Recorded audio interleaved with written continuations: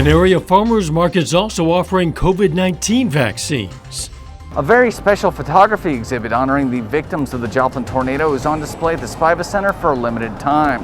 You'll learn what made this project a reality coming up. How 2 comfort dogs helped heal the survivors of the Joplin tornado. The 4 states' most watched news starts now. A new service at a farmer's market aims to provide a convenient way to protect health. This is KOAM News at 10. The Ottawa County Farmers Market today kicked off their 6th season at the Miami Fairgrounds.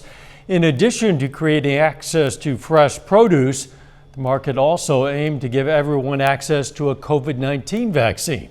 KOAM's Bronte Sorotsky tells us more. Jicama, kohlrabi, rutabaga.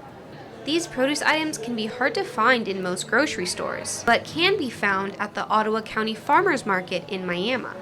In this part of the state, there's a lot of commodities, and so people have grown up with canned fruits and vegetables.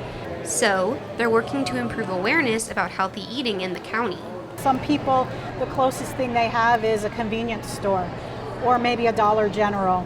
So this is just another way to make it easier for them to get healthy food. They're not just sharing the importance of healthy food, but also about keeping the community as a whole healthy, which is why farmers market shoppers could also get a COVID-19 vaccine. And they didn't have to go anywhere or do anything special except come and get their veggies like they normally do each week. The Northeastern Tribal Health System supplied today's shots and says this may put people at ease when it comes to getting the jab. We feel that people have had the opportunity for several months and maybe they haven't taken advantage of that. And sometimes when you go to a clinic or a hospital, it's a little intimidating, and so people will avoid those situations. So while they're out here purchasing some fruits and vegetables, maybe they will take advantage of that. That's exactly what Smokey Struce did today. I was supposed to get it today in Joplin, but they had a backup on medicines or something, so this worked out absolutely perfect for me. He didn't even plan on getting it at the market today. It's very convenient. I mean, it's like they can do their shopping, get their groceries out here, and get shot at the same time. In Miami, Bronte Sorotsky, KOAM News. The Northeastern Tribal System supplied the vaccines today and will alternate with the Ottawa County Health Department for the next 4 weeks. Those farmers market gardens can only handle so much rain. I think they've had plenty for now, Nick. Yeah, we're certainly getting a chance to dry out, or at least trying to get there, Dal, but we had additional rain today. Rain amounts that only accumulated to about 2/100ths of an inch at the rain bucket at Joplin Regional, but the cloud cover aplenty kept us from warming up. 67 to start and only a high of 74 for today. For areas that saw quite a bit of rain today, we're backing off of the rain chances a bit with maybe a few showers near the Kansas Turnpike and another area of light rain around Stockton Lake. But the cloud cover will stay in place as additional moisture gets pulled in from the Gulf. But the changing weather setup starting tomorrow means we are going to start to eat away at these rain chances. Quick check of temperatures now has us near 70 across the area. We drop into the upper 60s tonight. Mainly quiet during the overnight, but additional rain chances start to get going again during the morning. And scattered rain and storms again for the afternoon out with highs back near 78. Thankfully, we do trend drier for the weekend ahead. We'll break that down in the week ahead here in a bit. All right, see you then. Thanks, Nick. Pittsburgh Area Chamber of Commerce today held its annual banquet. U.S. Senator Jerry Moran attended the event, which presents awards to area businesses like Small Business of the Year and the Spirit of Pittsburgh Award. Plans to remember a post-tornado landmark are moving forward.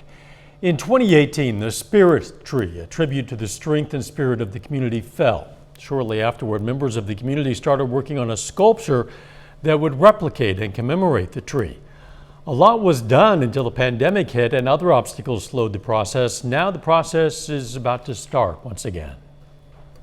The Spirit Tree was such a visual impact of inspiration during the One Walk on the 1-year anniversary that I don't want to lose that for our citizens. And as we get older, I want our kids and grandkids to look at that and to hear the story about how we came out of this darkness.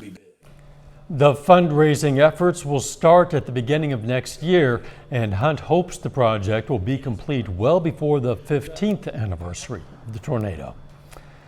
A special photography exhibit that memorialized the first anniversary of the tornado makes its return to Joplin's Spiva Center for the Arts as the city prepares to mark 10 years since that tornado touched down. KOAM's Mike Mahoney spoke to Spiva's exhibits director to learn more. Linda Teeter and her granddaughters were at opening day of the Spiva Center's Dear World from Joplin with Love exhibit. This photo gallery features survivors of the Joplin tornado displaying messages of strength, hope, defiance, and love 1 year after the tornado tore through the city. The photo I was looking at was one of my father and mother-in-law, and my father-in-law passed away a couple years after the tornado. At the time of the tornado, I think they were married about 70 years. And they had lost everything they owned in the tornado and had to restart. Linda's in-laws may have had their world turned upside down by the tornado, but as you can see from this photo, it didn't stop them from loving each other or life. That's a common theme that can be seen in these photos of Joplin tornado survivors who agreed to share their stories and pose for some uplifting photographs after talking to Spiva Center staff. We wanted to have an exhibit that wasn't just about the tornado, but more about being on the other side of it and the stories that people have and kind of where we were at a year later. And while the exhibit is an inspiring reminder of what the Joplin community is capable of in the face of monumental adversity, for visitors like Linda, it's also a chance to say goodbye. There is lots of people that are in these photographs that have died from other causes since the tragedy and have left family members behind. And so this is sort of like a tribute to them. So it's a beautiful tribute. In Joplin, Mike Mahoney, KOAM News. The exhibit opened today and will be on display through the 23rd, this coming Sunday. That includes a special Sunday showing from noon to 5 p.m. Coming up, many people needed help healing after the tornado and found it in 2 comfort dogs. After the break, we're going to learn about the legacy Louie and Jackson left behind. 10 years ago, Joplin was hurting physically and emotionally. One of the deadliest tornadoes in history caused mass destruction, and it was the perfect time for 2 brothers to make the move to Joplin. Over the next several years, Louie and Jackson met thousands of people in their time of need, including our own Jordan Abbey. The dogs were known and will be forever remembered as Emmanuel Lutheran's first comfort dogs. Jordan has more. Comfort dogs are, they show unconditional love. They're good listeners. They're confidential. They don't take notes, and they're non-judgmental. Now, I say to people sometimes, if you had, how many friends do you have that have those characteristics all the time? Chicago area-based Lutheran Church Charities, or LCC, started its Comfort Dog program after a shooting at Northern Illinois University in 2008. You never get back to where it was beforehand. You just don't. I mean, it's a new normal. A few days after the Joplin tornado in 2011, Emmanuel Lutheran Church in Joplin received their own comfort dogs trained by LCC. Jackson is the one that had the lighter colored nose, and Jackson was our happy clown. He was just a goof all the time. And Louie is more serious, and Louie was more all about business. Louie and Jackson began using their unique personalities to comfort Joplin tornado survivors. Those survivors visited Emmanuel Lutheran's parking lot for water, tarps, and food. People were in survival mode, except when they met the 4-legged brothers. People were smiling, opening up, talking about things a little bit, and releasing some of their emotion as they petted the dogs and spoke with the handlers. To listen to them, to pray with them. You meet them with a fluffy, furry friend, and then you can reach out to them, and they can open up a little bit, and kind of you give people a sense of comfort that you can't in using any other method. In the next few years, the Comfort Dogs visited restaurants, stores, parks, nursing homes, and hospitals. The canine counselors helped others recover after tragedy. We help young ladies who are in the transitional stage of like aging out of foster care or need a place to stay or just don't have anybody. Louie and Jackson were regulars at Loving Grace in Joplin, where women are given resources to be independent. Some girls come from like tent cities. The girls that come here have a lot of anxiety, are very anxious.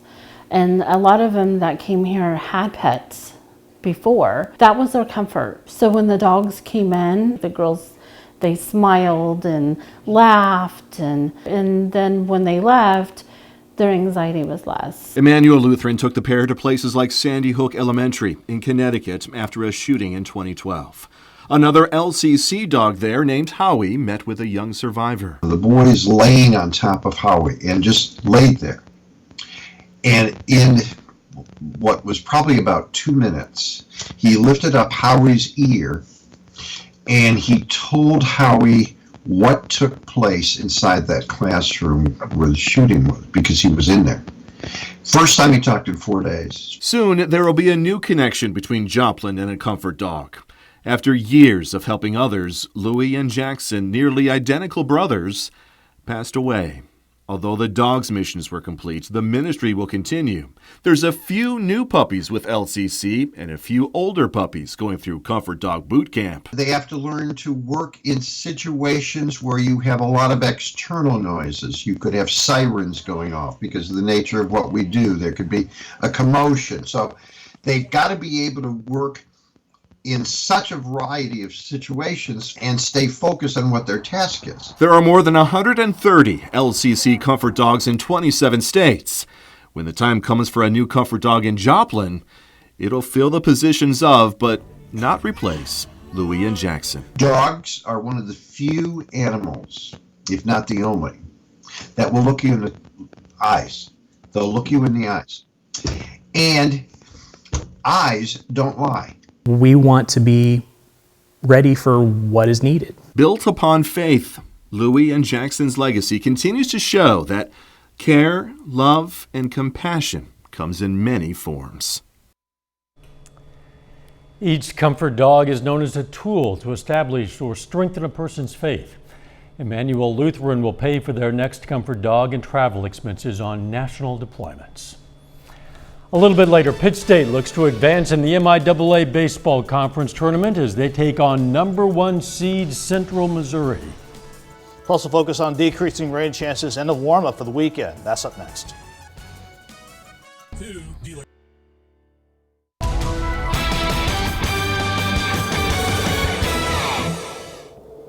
Cloud cover reigns supreme once again, along with some scattered rain, maybe a couple of thunderstorms. That kept us kind of warm, but cooler than normal, with highs in the mid-70s for today. We can see how cloudy it looked throughout a good portion of the day from Indigo Sky Casino and Resort just outside of Seneca, Missouri. But it looked like most of the rain skirted around the casino grounds, while other parts of the area cashed in on yet another batch of scattered rain and even a couple of thunderstorms earlier today.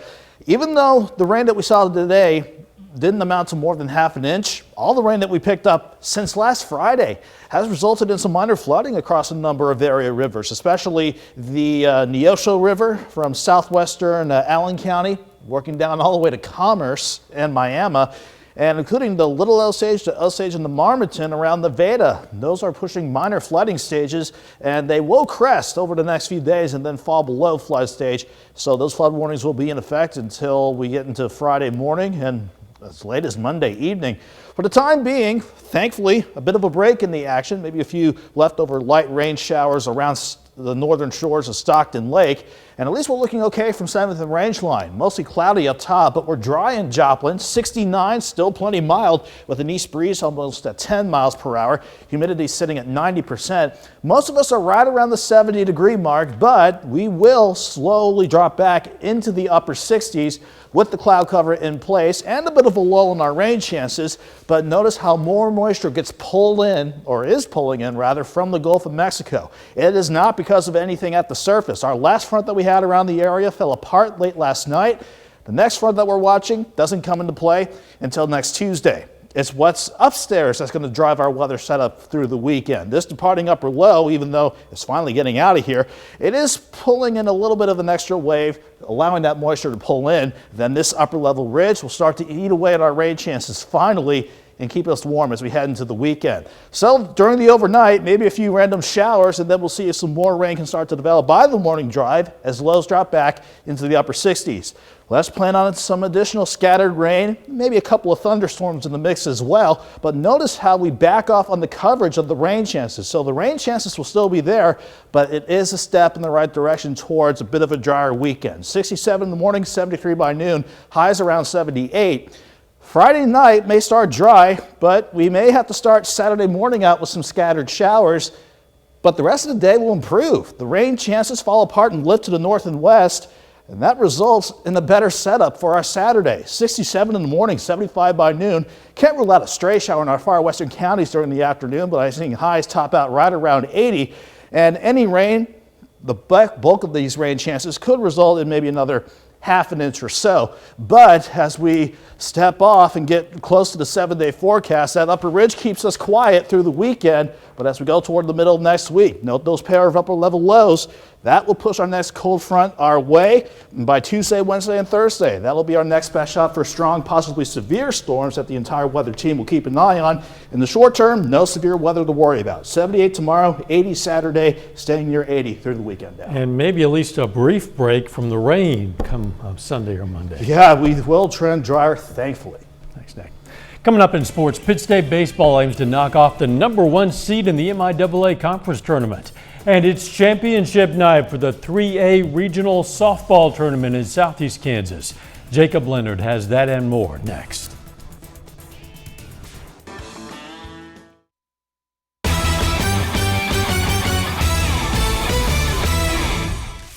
The Pittsburgh State Gorillas are in the semifinals of the MIAA Baseball Conference Tournament. The Gorillas hit the field today against Central Missouri, the #1 seed in the bracket. Central swept 3 games from PSU in the regular season. The Gorillas in the top of the first get going early. Garrett McGowan finds some grass in left. Ryan Koval scores from second, making it 1-0. Now they're down in the fourth. 2 outs for Cruz Aranda. First pitch he sees, singles to right. Caleb Carr scores. Game tied up. In the bottom half, though, Scott Wolverton into left center. Plenty of time for Donovan Ditto to score and break the tie. To the 6th now, 8-4 UCM. Aranda gets his second RBI of the day. This one to left brings in Blaine Ohlmeyer. That's all Pitt State gets today, though. Gorillas fall to Central Missouri 9-5. Didn't do some little things that kind of got us in trouble. We had something go bad and it kind of tumbled on us, but we found our feet and got back in it and had ourselves a chance and just didn't get it done. But you're 40-some games into it. Those things can't happen to beat a really good team, and we didn't do enough little things to have a chance to really win today. At the high school level, the Joplin Eagles play for a district title this evening. The Eagles face Republic in the Class 6 District 6 Championship. Joplin falls in this one 13-3. They end the season with a 20-11 overall record. Today is championship day at the 3A Regional Softball Tournament in Southeast Kansas. First, though, we have 2 semifinal games before the championship. Up first, tournament host and #1 seed Frontenac facing CNC rival Girard. Frontenac defense really good all day. Raven Warren to Annie Lee.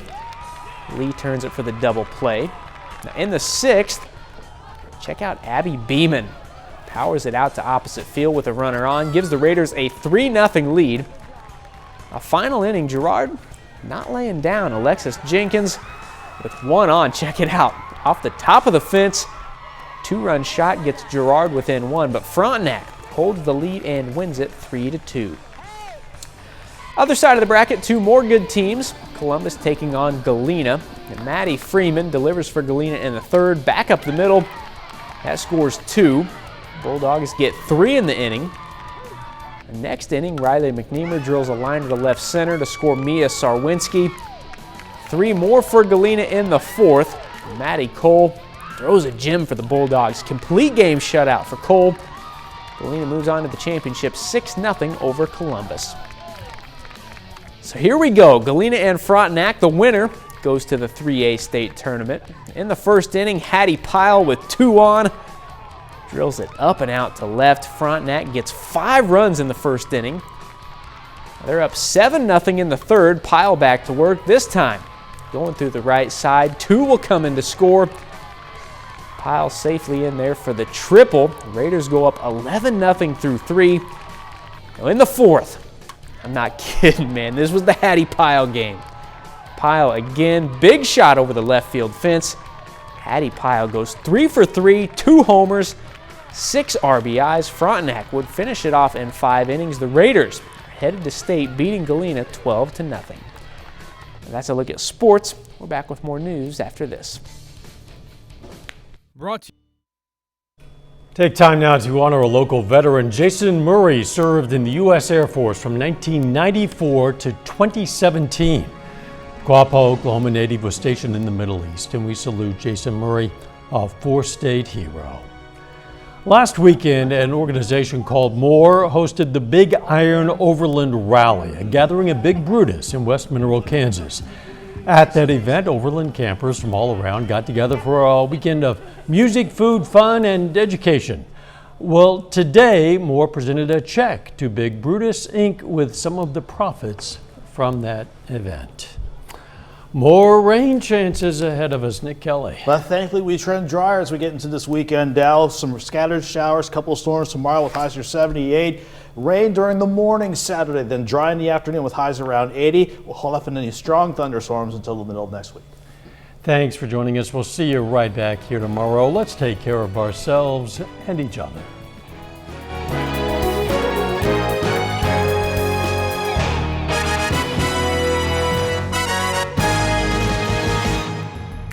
If you see Newscast